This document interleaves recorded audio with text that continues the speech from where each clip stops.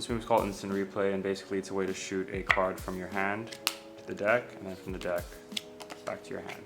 So once you get it down, you can kind of juggle the card back and forth, and it looks really cool. So now we're going to get into how to do this. So first I'm going to show you how to shoot the card from your hand to the deck, as it's a much easier move. You're going to grip the card like this. So it's being gripped between all 5 fingers with your pointer finger on the back. Your thumb goes on the right edge like so, and then your middle, your ring, and your pinky fingers go on the left edge. And they're not going to be straight like this, but slightly curved like so. And then like I said, your pointer finger goes in the back, and that's going to help you put a flex in the card. So once you get into this position, so once again your thumb's on the right edge, your middle, your ring, and your pinkies are on the left edge, and your pointer finger's in the back. Like I said, you're going to give the card a slight flex with your pointer finger while you pull with your thumb on the right edge, like this. And you don't want to bend the card too much, but you're going to have to put a slight bend in it so that when you release, the card flies toward the deck. So like I said, once you put the flex in the card, eventually you're going to keep pulling with your thumb until this thumb moves past the edge and the card shoots out like that. So this is a pretty knacky move, and you're going to have to experiment with different pressures and how hard you pull on the card. But once you get it down, you should be able to do the move pretty consistently. But like I said, it's important to make sure you don't pull too hard or the card is going to lose control. Conversely, you don't want to put too little pressure, the card's not going to fly very far.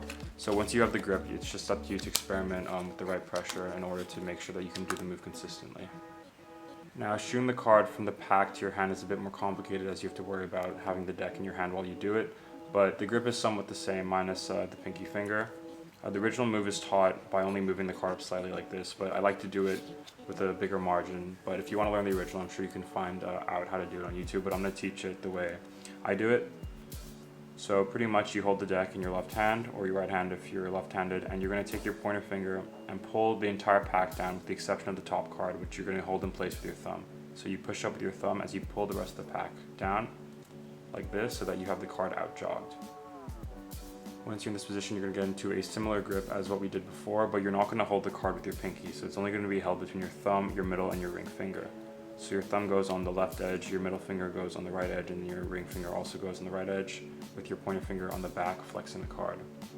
Now the same thing is going to happen while you put pressure with your pointer finger. You're going to pull back with your thumb to flex the card, and then you're going to tilt your hand downward so that the card can aim for your opposite hand, and then once you release, the card will rotate and it will be shot into your hand.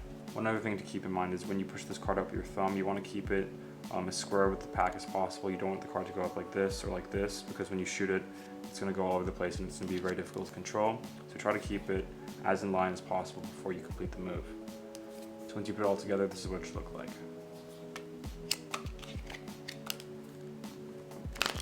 That was the tutorial, and thank you for watching.